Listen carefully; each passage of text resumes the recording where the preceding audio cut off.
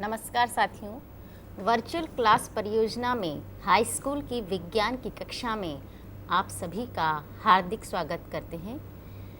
आज हम विज्ञान की कक्षा में लेकर आए हैं अधातुओं के गुणों की जानकारी। पिछली कक्षाओं में हमने धातुओं के बारे में जाना, उनके भौतिक और रासायनिक गुणों की चर्चा की, कुछ रासायनिक अभिक्रियाओं को करके देखा और साथ ही हमने पिछली कक्षा में धातुओं के उपयोग को विभिन्न वस्तुओं के माध्यम से जाना। हमने देखा कि धातुएं हमारे दैनिक जीवन में कितनी ज़्यादा उपयोगी है और इन धातुओं को हम मिश्र धातु बनाकर भी हमारे लिए कितना ज़्यादा उपयोग का बना लेते हैं। आइए हम धातुओं के बारे में जानने के पश्चात आज जाने अधातुओं के गुणों को, उनके भौतिक और रासायनिक गुणों को, और साथ ही हम चर्चा करें धातु संक्षारण की भी। मेरे साथ आज विषय विशेषज्ञ के रूप में हैं सुश्री विनया एगबोटे, व्याख्याता रसायन, शासकीय कमला नेहरू उच्चतर माध्यमिक विद्यालय में पदस्थ हैं। आज अधातुओं के भौतिक और रासायनिक गुणों की चर्चा करने हम जा रहे हैं। बच्चों, हमारा उद्देश्य है कि हम आपको अधिक से अधिक परीक्षा में सफल होने के लायक जानकारी प्रदान करें और इसके लिए हम चाहेंगे कि आप हमारे कार्यक्रम को उतनी ही उत्सुकता से देखें जितनी आप परीक्षा में सफल होने के लिए तैयारी करने के लिए अपने आप को व्यस्त करते हैं। आइए हम प्रयास करें कि इन कक्षाओं के माध्यम से हम अपने प्रश्नों के उत्तर को अच्छे से लिख सके, अच्छे से जान सके। विगत कक्षाओं में कुछ बच्चों ने 1-2 प्रश्न किए। हमारा उद्देश्य है कि आप प्रतिदिन कक्षा के उपरांत अपनी कठिनाइयों को पूछें। हम एक बार पुनः आपको बता दें कि ये हमारे फ़ोन नंबर हैं। इन फ़ोन नंबर पर आप विज्ञान की कक्षा में अंतिम 10 मिनट में प्रश्न पूछ सकते हैं। एक बार पुनः इन फ़ोन नंबर्स को नोट कीजिए, 2468020, और दूसरा एक और फ़ोन नंबर है 24222092। आइए आज हम अपनी विज्ञान की कक्षा में अधातुओं के बारे में चर्चा करते हैं, जानते हैं इस पृथ्वी पर कितनी अधातुएं मौजूद हैं, उनकी भौतिक अवस्था कैसी है, वे हमारे लिए कितनी उपयोगी हैं। मेरे साथ हैं सुश्री विनया एगबोटे जी। धन्यवाद शोभा जी। जैसा कि शोभा जी ने आपको बताया कि आज हम धातुओं के बाद अधातुओं के बारे में चर्चा करने जा रहे हैं।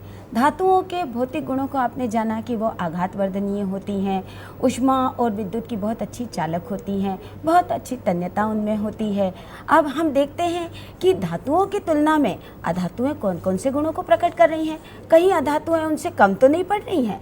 आइए हम देखते हैं कि पृथ्वी के ऊपर जो अधातुएं पाई जाती हैं उनकी कितनी संख्या होती है। धातुओं की तुलना में अधातुओं की संख्या काफ़ी कम है।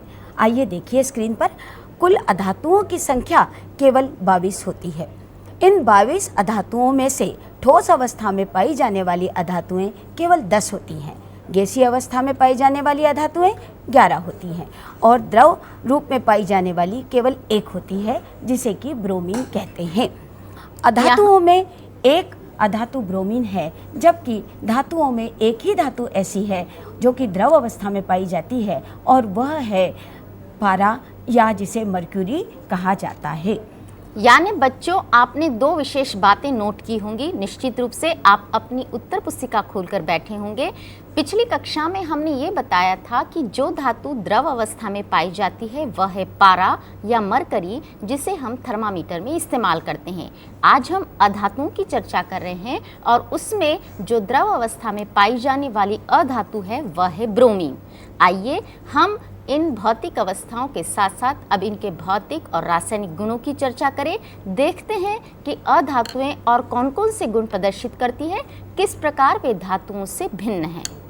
अभी आपको शोभा जी ने बताया कि जो आपको विशेष बातें बताई जाती हैं कि कौन सी धातु द्रव अवस्था में है या कौन सी अधातु द्रव अवस्था में है, कृपया उसे ज़रूर अपनी पुस्तिका में लिखें ताकि आप परीक्षा में जवाब सही तरीके से दे सकें। अब हम देखने जा रहे हैं अधातुओं के भौतिक गुणों के बारे में। अधातुओं के भौतिक गुणों के बारे में जब हम चर्चा करते हैं तो आप स्क्रीन पर देखिए अधातुओं के भौतिक अवस्था के बारे में।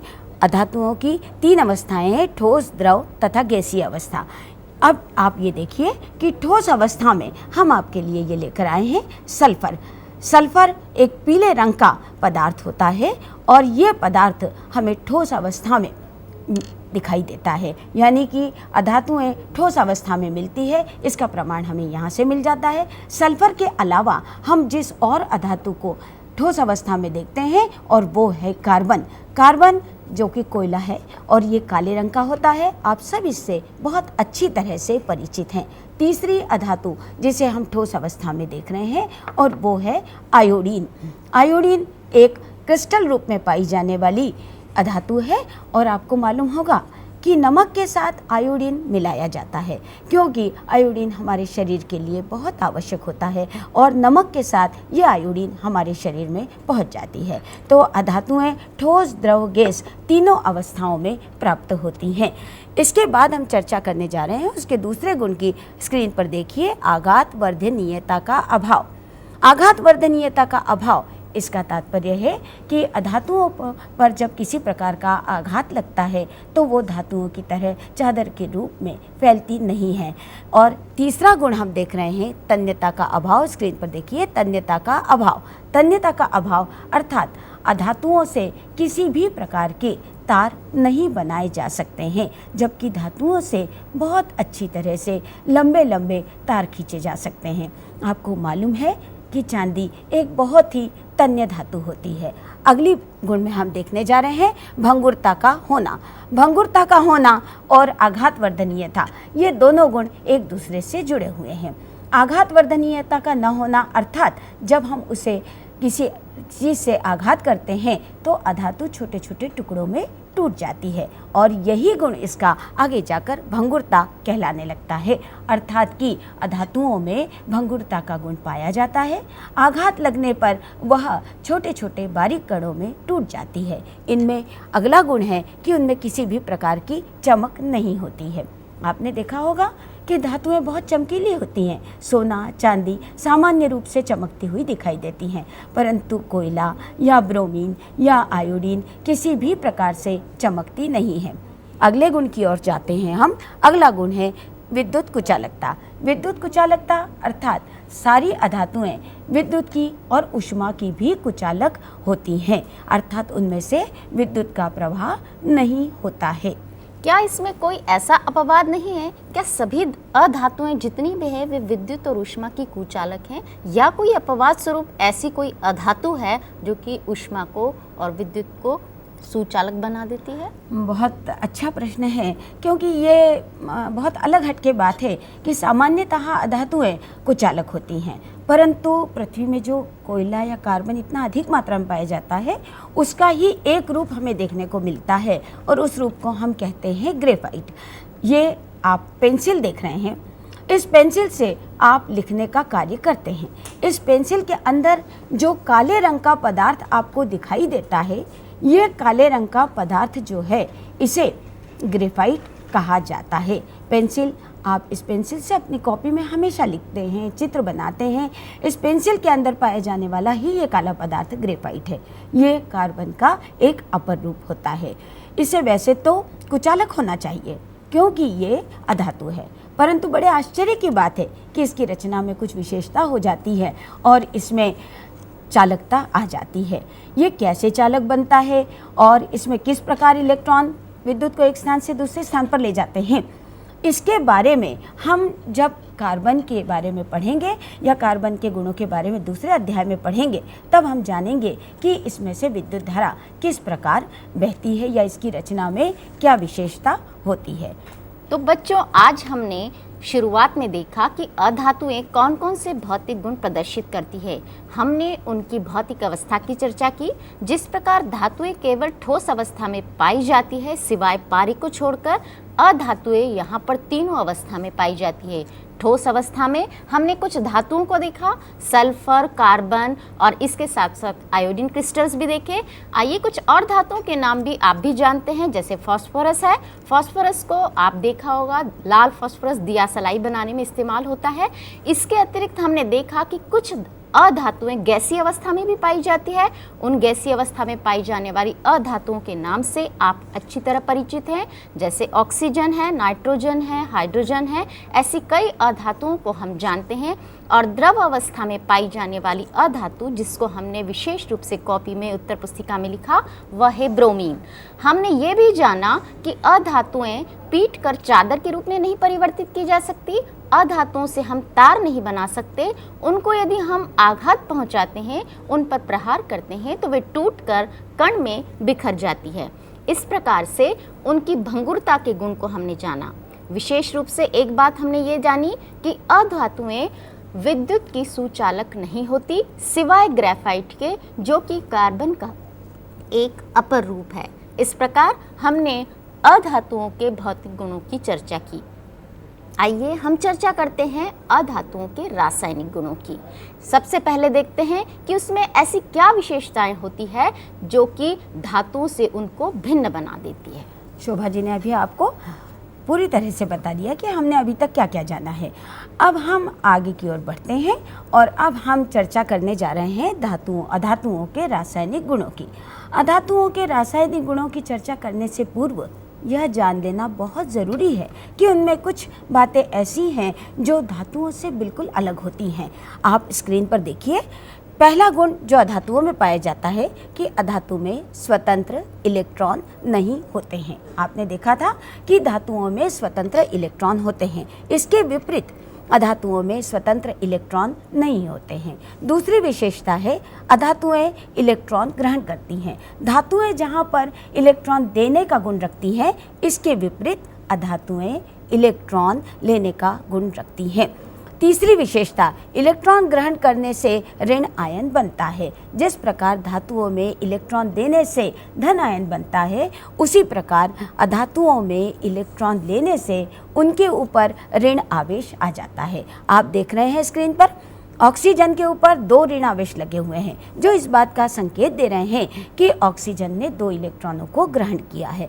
इसके बाद क्लोरीन के ऊपर आप देख रहे हैं 1 ऋण आवेश। ये इस बात का संकेत है कि क्लोरीन ने 1 इलेक्ट्रॉन ग्रहण किया है। इसी तरह ब्रोमीन ने 1 इलेक्ट्रॉन को ग्रहण किया है, जिसके कारण कि उसके ऊपर हमने 1 ऋण आवेश लगाया है। इन्हीं सारे गुणों के आधार पर हम आगे चर्चा करने जा रहे हैं उनके रासायनिक गुणों की। तो आइए हम इनके रासायनिक गुणों की चर्चा करते हैं। और सबसे पहले हम अधातुओं के गुणों की चर्चा करते हैं ऑक्सीजन के साथ। ऑक्सीजन के साथ ये किस प्रकार क्रिया करती हैं। अब आप स्क्रीन पर देखिए अधातुओं की ऑक्सीजन से क्रिया। अधातुओं के ऑक्सीजन से क्रिया में यहाँ पर आप देखिए कार्बन अधातु जो है वो बहुत आसानी से ऑक्सीजन से क्रिया कर लेती है। आपने देखा होगा कि कोयले को जब वायुमंडल में जलाया जाता है तो वो ऑक्सीजन से क्रिया करने लगता है।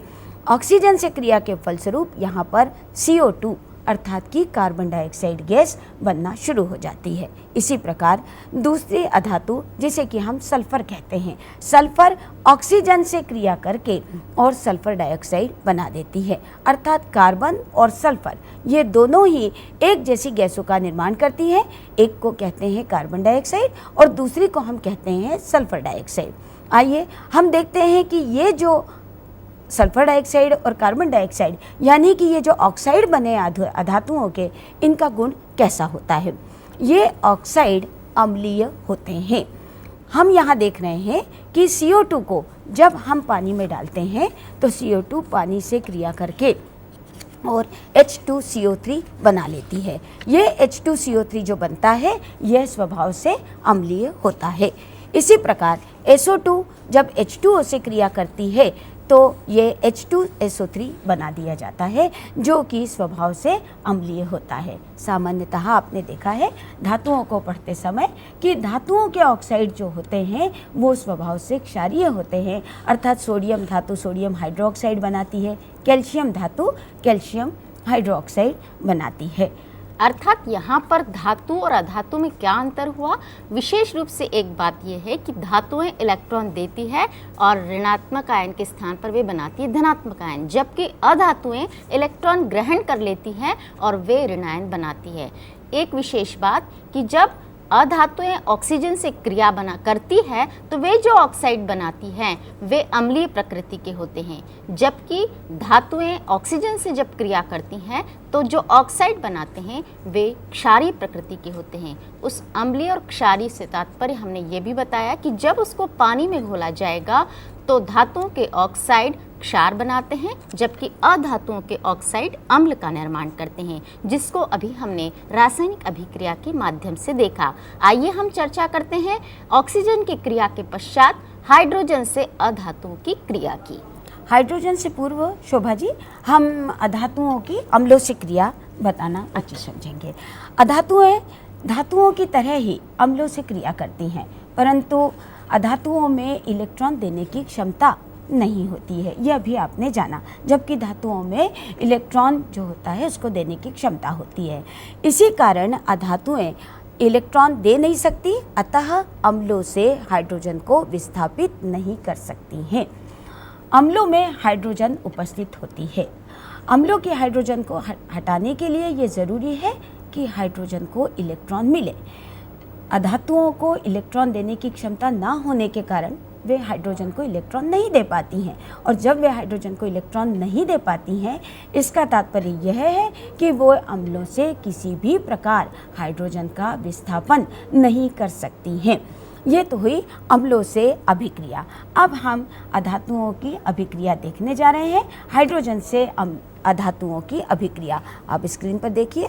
हाइड्रोजन के प्रति अधातुएं बहुत अधिक क्रियाशील होती हैं। यहाँ पर आप स्क्रीन पर देख रहे हैं कि सल्फर अधातु जब हाइड्रोजन के साथ क्रिया करती है तो एक गैस बनती है जिसे कि हाइड्रोजन सल्फाइड यानी कि H2S कहा जाता है। इसी प्रकार जब नाइट्रोजन गैस हाइड्रोजन से क्रिया करती है तो एक दूसरी गैस बनती है जिसे कहा जाता है अमोनिया 2NH3। इसी प्रकार क्लोरीन जब हाइड्रोजन से क्रिया करती है तो 2HCl यानी कि हाइड्रोक्लोरिक एसिड बनने लगता है। इन तीनों क्रियाओं में हम देख रहे हैं कि अधातुएं हाइड्रोजन से क्रिया करके और अलग अलग यौगिकों का निर्माण कर रही है। इस क्रिया में विशेष रूप से ये बात जानने योग्य है कि जब ये क्रियाएं होती हैं तो इनके बीच में सहसंयोजन बंध बनता है। सहसंयोजन बंध जिसका अर्थ है कि इलेक्ट्रॉन आपस में साझेदारी करते हैं। आप देख रहे हैं कि नाइट्रोजन हाइड्रोजन 3 हाइड्रोजन के साथ सहसंयोजन बंध के द्वारा जुड़ा हुआ है। इन सभी यौगिकों में यानी कि H2S में, NH3 में, HCl में जो बंध हैं वह सहसंयोजन बंध होते हैं। यानी इस प्रकार हमने ये चर्चा की कि अधातुएं जब यौगिक बनाती है तो उनकी प्रकृति कैसी होती है, सहसंयोजक बंध बनाने की होती है। जबकि हमने धातुओं के जब यौगिकों की चर्चा की तो अधिकतर में हमने देखा कि वे वैद्युत संयोजक यानी आयनिक यौगिकों का निर्माण करती है, और आयनिक यौगिक में इलेक्ट्रॉनों का आदान प्रदान होता है, जबकि सहसंयोजक यौगिक में इलेक्ट्रॉनों की साझेदारी या जिसे हम कहते हैं शेयरिंग होती है। आइए हम हाइड्रोजन के और अम्लों की क्रिया के पश्चात जानें कि क्लोरीन से क्रिया किस प्रकार करती है अधातुएं और क्या निर्माण करती हैं। देखिए आप क्लोरीन से अभिक्रिया। अधातुएं जिस प्रकार हाइड्रोजन से क्रिया करती हैं उसी प्रकार क्लोरीन से भी क्रिया कर लेती हैं। यहाँ पर अधातुओं की क्रिया हम फास्फोरस के साथ आपको बताने जा रहे हैं, और ये बंध भी सहसंयोजक बंध ही होता है, और इसका कारण ये है कि ये इलेक्ट्रॉन नहीं दे पाती हैं, इसलिए इनसे विद्युत संयोजी बंध बनने की क्रिया नहीं होती है। स्क्रीन पर आप देखिए, फास्फोरस जब क्लोरीन से क्रिया करता है तो फास्फोरस ट्राइक्लोराइड बनने लगता है 4PCl3, अर्थात कि फास्फोरस ट्राइक्लोराइड बनता है। सामान्यतः धातुएं जो क्लोराइड बनाती हैं वह क्लोराइड सहसंयोजक आबंध वाले होते हैं, यानी कि उनमें जो बंध होता है वो इलेक्ट्रॉन की साझेदारी के द्वारा होता है। आइए अब हम आगे जो हमने अभी जाना कि धातुओं के गुण क्या होते हैं, अधातुओं के गुण क्या होते हैं, तो निश्चित ही है कि धातु और अधातुओं के गुणों की तुलना होना बहुत ज़रूरी है। सामान्यतः ये देखा गया है कि परीक्षा में धातु तथा अधातुओं के गुणों की तुलना कई बार पूछी जाती है। तो हम आपको एक विशेष बात बताने जा रहे हैं कि अधातुओं और धातुओं के गुणों की तुलना किस प्रकार की जाती है।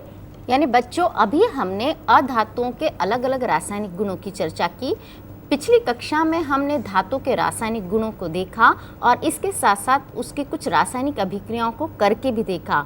परीक्षा उपयोगी प्रश्न के आधार पर यदि हम देखते हैं तो कई बार हमें ये देखने में आता है कि धातुओं और अधातुओं के गुणों की तुलना पूछी गई है, तो हम उस तुलना को, भौतिक गुणों की तुलना को किस रूप में परीक्षा में लिखें कि हम अच्छे से अच्छे अंक प्राप्त करें। तो आइए देखते हैं चार्ट के माध्यम से कि धातु और अधातु के गुणों में क्या अंतर है और उनमें कौन कौन सी विशेषताएं पाई जाती है।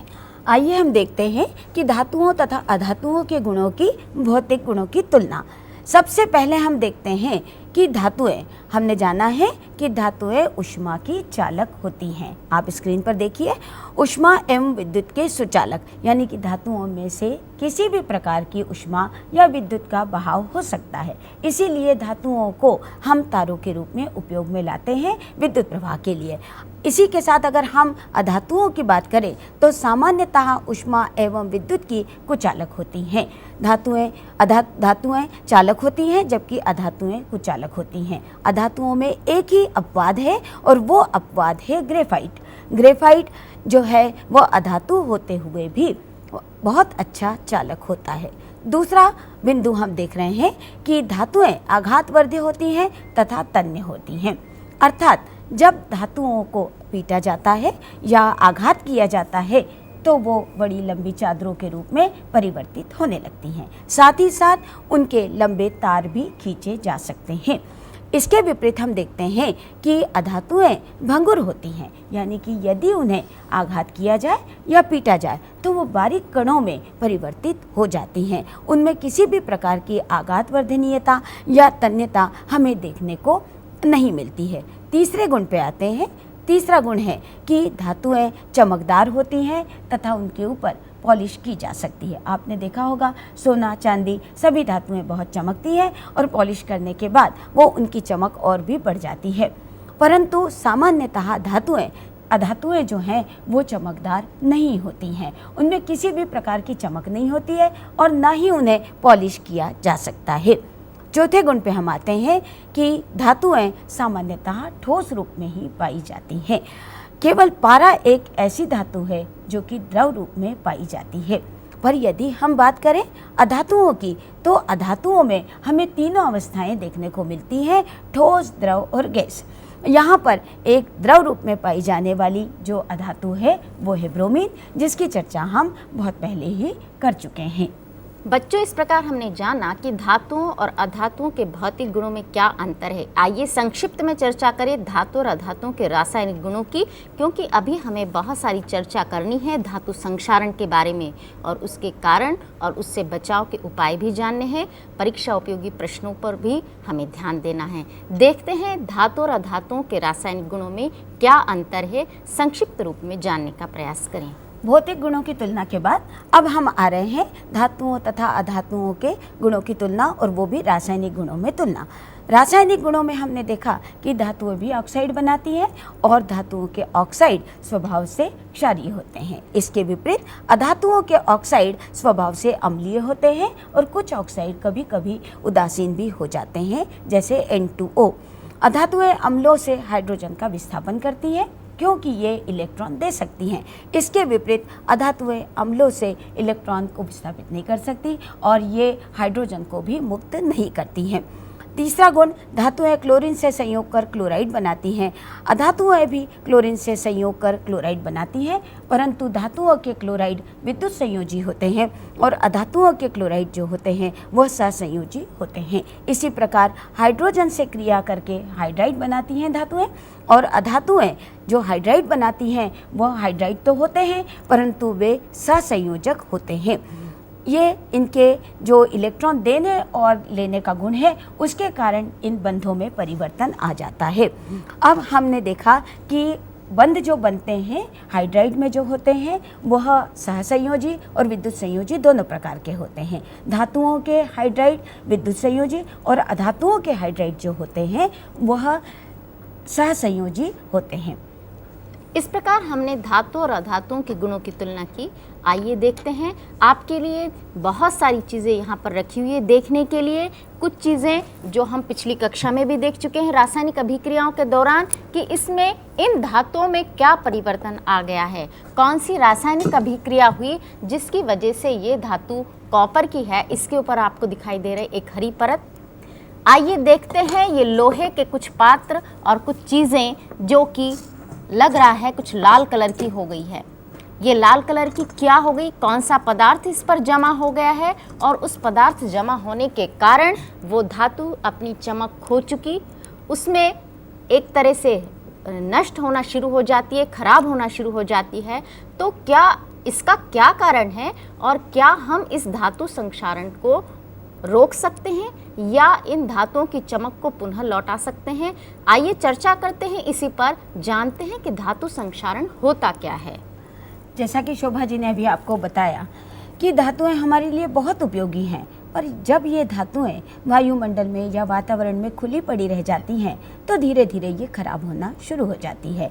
ये अभी आपने कई वस्तुओं को देखा, जैसे लोहे की ये छड़ है, आप देख रहे हैं कि ये लोहे की छड़ के ऊपर एक भूरे रंग का पदार्थ जमा हुआ है। ये हमारे पास जो कढ़ाई है, आपने सामान्य रूप से आपके घरों में भी देखा होगा कि इस तरह से जब लोहे के बर्तन वातावरण में रखे रह जाते हैं तो धीरे धीरे वो खराब होने लगते हैं। जब हम लंबे समय तक उनकी ओर ध्यान नहीं देते हैं तो वो खराब हो जाते हैं। ये जो खराब होने की क्रिया है या धातुओं के ऊपर किसी दूसरे पदार्थ के जमने की क्रिया होती है, इसे हम धातु संक्षारण कहते हैं। आप स्क्रीन पर देखिए, इसे हम धातु संक्षारण के नाम से जानते हैं। जब धातुएं वातावरण के संपर्क में आती हैं तो वे वायु व पानी से क्रिया करती हैं। क्रिया के फलस्वरूप धातु के ऑक्साइड या हाइड्रो ऑक्साइड बनते हैं। इस प्रक्रम को धातु संक्षारण कहते हैं। उदाहरण Fe2O3। सामान्यतः लोहे के ऊपर जो आप भूरे रंग की तह जमी हुई देखते हैं, ये Fe2O3 की होती है। धातुओं का ये संक्षारण यदि लगातार चलता रहा तो हम जो भी धातुओं की चीज़ें उपयोग में लाते हैं वो धीरे धीरे खराब हो जाती हैं और वो अंदर तक खराब होकर वो वस्तु हमारे लिए बिल्कुल अनुपयोगी हो जाती है। इसलिए दोस्तों, ये बहुत ज़रूरी है कि उन वस्तुओं को हम बचाए रखें और बचाने के लिए कुछ ऐसे कार्य करें जिससे कि हमारे घर में रखी हुई वस्तुएं या धातुएं खराब ना हो। तो अब हम आगे देखने जा रहे हैं कि हम धातुओं का बचाव किस प्रकार से कर सकते हैं। अब देखिए, हम धातुओं का बचाव किस तरह से करते हैं। संक्षारण से धातुओं के बचाव के उपाय आप स्क्रीन पर देखिए कि हम धातुओं के बचाव के लिए क्या क्या उपाय करेंगे। पहला उपाय है धातुओं को नमी से बचाकर रखना, अर्थात कि जहाँ पर नमी है वहाँ पर हम उन धातुओं को ना रखें। यदि हम उनको बाहर रख रहे हैं तो हम किसी प्लास्टिक की चीज़ में लपेट के रखें ताकि वो नमी से बची रहें। दूसरा उपाय, धातु की ऊपरी सतह पर पेंट करना चाहिए ताकि इसकी सतह का ऑक्सीजन तथा नमी से संपर्क टूट जाए। सामान्यतः आपने देखा है कि अलमारियां जो होती हैं या धातु के बने हुए टेबल होते हैं, उनके ऊपर पेंट किया हुआ होता है। ये पेंट इसीलिए किया जाता है कि धातुओं का जो संपर्क रहता है धातुओं का, वो वायु से और नमी से दूर हो जाए। तीसरा जो है वो है धातु की सतह पर ग्रीस या तेल लगाना। धातुओं की सतह पर यदि तेल का हाथ लगा दिया जाए या ग्रीस लगा दिया जाए तो भी नमी से उनका संपर्क टूट जाता है और वह उनका संक्षारण होने से हम उन्हें बचा सकते हैं। अगला उपाय है धातु पर किसी अन्य संक्षारण रोधी धातु की परत चढ़ा देनी चाहिए। अन्य संक्षारण रोधी धातु अर्थात ऐसी धातु जिसमें जंग नहीं लगता है। जब उस धातु की तह यदि किसी उस धातु पर चढ़ा दिया जाए जिसमें जंग लग रहा है तो वह नमी से और वायु से बच जाती है और खराब होने से भी बच जाती है। अगला उपाय जो है धातु को पिघले हुए जिंक में डुबोकर बाहर निकाल लेना चाहिए, जिससे इस पर जिंक की परत जम जाए, अर्थात गैल्वेनीकरण कर देना चाहिए। सामान्यतः गैल्वेनीकरण जो शब्द है ये जिंक की जब तह जमाई जाती है उसके लिए उपयोग में लाया जाता है। धातुओं से बनी हुई वस्तुओं को नमी और वायु से बचाने के लिए जिंक के द्रव जिंक में डुबो दिया जाता है, जिसके कारण कि जिंक की परत उनके ऊपर चढ़ जाती है। यह पूरा प्रक्रम जो होता है इसे गैल्वेनीकरण के नाम से जाना जाता है। तो बच्चों, आपने अभी देखा कि संक्षारण से हम धातुओं का किस प्रकार बचाव कर सकते हैं। इसे अच्छी तरह से नोट कर लीजिए ताकि परीक्षा में जब ये प्रश्न पूछा जाए तो आप इन सब बचावों को पूरी तरह से लिखकर अच्छे अंकों को प्राप्त कर सकें। यानी बच्चों, आज हमने क्या विशेष बात सीखी कि इन धातुओं को संक्षारित होने से किस प्रकार बचाया जा सकता है और धातु संक्षारण होता कैसे है। यदि वायुमंडल में हमने किसी धातु को खुला छोड़ दिया, अर्थात वायुमंडल में उपस्थित गैसें, नमी आदि ने उस पर प्रभाव डाला और रासायनिक अभिक्रिया हुई, और रासायनिक अभिक्रिया जब हुई, वायुमंडल में चूंकि ऑक्सीजन उपस्थित है तो ऑक्साइड बन गया, यदि उसमें नमी उपस्थित है तो हाइड्रोक्साइड बन गया, कार्बन डाइऑक्साइड उपस्थित है तो कार्बोनेट, इस तरह की परत जम जाती है। इसी तरह से हमने देखा तांबे पर हरी परत जम गई, कॉपर के ऊपर। इसी तरह से हमने देखा कि आयरन या लोहे की बनी वस्तुओं पर आयरन ऑक्साइड, लाल पदार्थ जमा हो गया।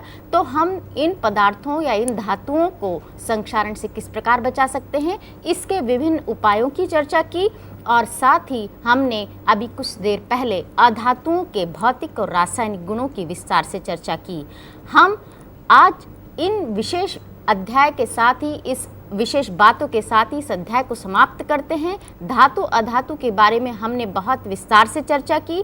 इस पर हम आज चाहेंगे कि कुछ विगत 5 वर्षों में जो प्रश्न पूछे गए हैं उन पर भी चर्चा करें। आइए देखते हैं कुछ प्रश्न जो कि आपके लिए बहुत उपयोगी हैं। आप इन प्रश्नों को ज़रूर नोट करें और इन उत्तर को अपनी उत्तर पुस्तिकाओं में ज़रूर लिखें। इस उत्तर को लिखते वक्त यदि आपको कोई कठिनाई महसूस होती है तो आप ज़रूर हमसे संपर्क करें। हम पूर्व में भी आपको फ़ोन नंबर नोट करा चुके हैं। इसके पश्चात भी यदि आप किसी कारणवश फ़ोन से संपर्क नहीं कर पाते हैं तो आप हमें पत्र के माध्यम से यहाँ पर पत्र भेजिए और पता नोट कीजिए। पत्र भेजने के लिए मध्य प्रदेश सेटकॉम केंद्र, RCVP नरोना प्रशासन एवं प्रबंधकीय अकादमी, 1100 क्वार्टर्स, अरेरा कॉलोनी, भोपाल। आज हम धातु अधातु की जो विस्तार से चर्चा कर रहे हैं उस पर कुछ प्रश्न देखते हैं। आइए बच्चों, आपने अभी देखा कि हमने अधातुओं के भौतिक गुण, रासायनिक गुणों के बारे में जाना और उसी पर आधारित परीक्षा में जो प्रश्न आते हैं अब हम उनकी बात करने जा रहे हैं। पाठ पर आधारित प्रश्न जो है, पहला प्रश्न, भंगुरता किसे कहते हैं। आपको अभी हमने बताया था कि आघात लगने पर जो अधातुएं जब बारीक कणों में बिखर जाती है, इस गुण को भंगुरता कहते हैं। अधातुओं के 4 भौतिक गुण लिखिए। इन चारों भौतिक गुणों में जो आपने अभी पढ़े हैं अधातुओं के गुण, उन्हें आप लिख सकते हैं। धातु संक्षारण किसे कहते हैं, इसके बारे में अभी हमने आपसे विस्तृत चर्चा की है कि जब धातुओं को खुला छोड़ दिया जाता है तो वे वायु और नमी की क्रिया से खराब होने लगती है। यही क्रिया संक्षारण कहलाती है। धातु व अधातुओं के भौतिक गुणों की तुलना करी है, इसके बारे में भी अभी हमने पूरी चर्चा की है कि हम उनके भौतिक गुण और भौतिक गुण अलग अलग किस प्रकार होते हैं उन्हें लिखेंगे। अधातुओं के रासायनिक गुण लिखिए। अधातुओं के रासायनिक गुणों के बारे में हमने ऑक्सीजन से क्रिया बताई, क्लोरीन से क्रिया बताई, साथ ही साथ हमने हाइड्रोजन से भी क्रिया बताई। इन सारी क्रियाओं को हमें इस प्रश्न में लिखना है जिसमें उसके रासायनिक गुण पूछे गए हैं। एक द्रव अधातु का नाम लिखिए। आप जानते हैं कि द्रव अधातु के बारे में हमने अभी आपको बताया। द्रव अधातु जो है वह ब्रोमीन होती है। इसके बाद अगला है, भूपर्पटी पर सर्वाधिक उपलब्ध अधातु का नाम लिखिए। अधातु के रूप में भूपर्पटी पर जो सर्वाधिक मात्रा में पाई जाती है वह ऑक्सीजन है। तो ये इन सभी प्रश्नों की हमने अभी आपसे चर्चा की है।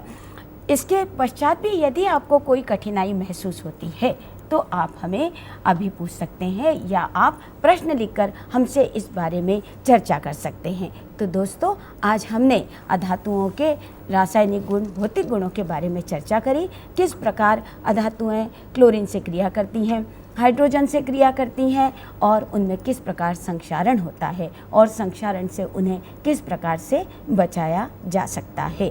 तो हमें पूर्ण आशा है कि आपने इन सब बातों को अच्छी तरह से जान लिया होगा। और बच्चों, हमने इस प्रकार धातुओं और अधातुओं के इस पहले अध्याय में ये प्रयास किया है कि आपको पूरी विशेष जानकारी देने के साथ साथ परीक्षा की तैयारी भी करवाई जाए।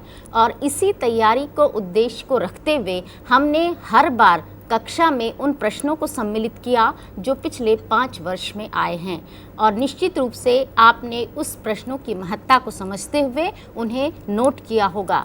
आइए हम कुछ ऐसे बिंदुओं पर चर्चा करें जो विशेष रूप से परीक्षा में आपसे पूछे जाते हैं। हम इस अध्याय के उपरांत आपको आगे का अध्याय वायुमंडल पर चर्चा करेंगे विज्ञान की अगली कक्षा में। वायुमंडल का संगठन क्या है, उसमें कार्बन डाइऑक्साइड की क्या महत्ता है, ग्रीन हाउस प्रभाव क्या होता है, इस पर हम चर्चा करेंगे अगली कक्षा में। लेकिन अभी जो हम अध्याय पढ़ चुके हैं धातु और अधातु, विशेष रूप से कुछ बिंदुओं पर और हम विस्तृत चर्चा करेंगे। आइए देखते हैं परीक्षा उपयोगी कुछ और प्रश्न जो पूछे जा सकते हैं, जिनको आप विशेष रूप से नोट करें। हम चाहेंगे कि विनया जी एक बार और बता दें कि धातु और अधातु के भौतिक गुणों में क्या अंतर है। पुनः एक बार दोहराते हैं, धातु और अधातु के भौतिक गुण। जैसा कि अभी आपको शोभा जी ने बताया कि ये बहुत ज़रूरी है कि पाठ पढ़ने के बाद उस पाठ की पुनरावृत्ति होती रहे। पुनरावृत्ति होने से ही आप प्रश्नों के उत्तर आसानी से लिख सकते हैं। जब तक आप इन प्रश्नों का लिखकर अभ्यास नहीं करेंगे, आप परीक्षा में कभी भी अच्छी तरह से सफलता प्राप्त नहीं कर सकेंगे।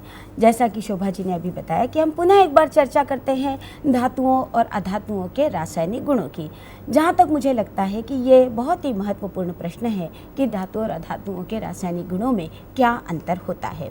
आपने देखा कि धातुएं इलेक्ट्रॉन देने में समर्थ होती हैं। धातुओं के सभी रासायनिक गुण उनके इस महत्वपूर्ण गुण पर आधारित है कि वो इलेक्ट्रॉन दे सकती हैं। पर इसके विपरीत जब हम अधातुओं की बात करते हैं तो अधातुएं इलेक्ट्रॉन देने में असमर्थ होती हैं। असमर्थ होने के कारण जब वे किसी भी प्रकार का बंध बनाती हैं तो उनके बंध सहसंयोजी बंध बनते हैं, परंतु धातुओं में इलेक्ट्रॉन देने की क्षमता होने के कारण वे हमेशा विद्युत संयोजी यौगिक बनाने की क्षमता रखती हैं। अगर हम क्लोराइड की बात करें तो धातुओं के क्लोराइड जो बनते हैं जो वो स्वभाव से विद्युत संयोजी होते हैं, परंतु अधातुओं के क्लोराइड जो होते हैं वह सहसंयोजी होते हैं। इसके बाद हम चर्चा करते हैं हाइड्राइड के ऊपर। आपने देखा कि अधातुओं के हाइड्राइड जैसे कि अमोनिया, उसके बाद हाइड्रोजन सल्फाइड, इन सभी में सहसंयोजकता देखने को मिलती है। इसका मुख्य कारण है कि इनके बाहरी कक्ष में जो इलेक्ट्रॉन होते हैं वह देने की स्थिति में नहीं होते हैं, अतः वे हाइड्रोजन से जब संयोग करते हैं तो अपने कक्ष को पूरा करने के लिए सहसंयोजकता का उपयोग करते हैं और सहसंयोजी बंधों को ही बनाते हैं। इसी प्रकार हम देखते हैं कि धातुओं में जो अगला गुण हमें देखने को मिलता है वो उनका संक्षारण होता है। अधातुओं में कोई संक्षारण नहीं होता है, परंतु धातुओं में बहुत अधिक संक्षारण होता है। बच्चों, आपने अभी ये सब जान लिया है और अब हम ये अपेक्षा कर सकते हैं कि आप प्रश्नों के उत्तर बहुत आसानी से परीक्षा में लिख सकेंगे। ठीक है ना शोभा जी? बिल्कुल सही। आज हमने धातु और अधातु के इस अध्याय को यहीं समाप्त किया। हम आगे के अध्याय में वायुमंडल पर चर्चा करेंगे। आज की विज्ञान की कक्षा में बच्चों इतना ही। निश्चित रूप से आप अगली कक्षा का इंतज़ार करेंगे। इसी उम्मीद के साथ हम आपसे अगली कक्षा में फिर मुलाकात करेंगे। धन्यवाद। नमस्कार।